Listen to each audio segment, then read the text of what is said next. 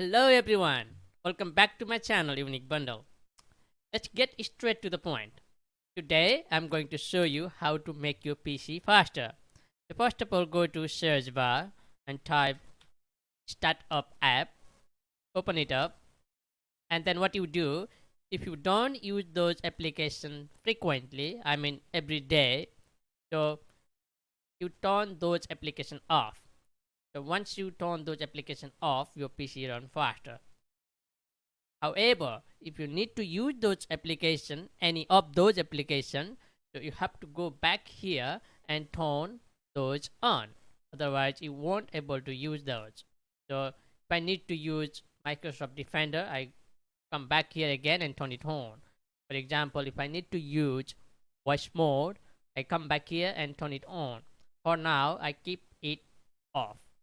So once I done turn it on or turn it off. So for now I turn all the application off because I'm not gonna use now. If I need to use, I'm gonna come back here and turn those on again. So that's the one way you can make your PC faster.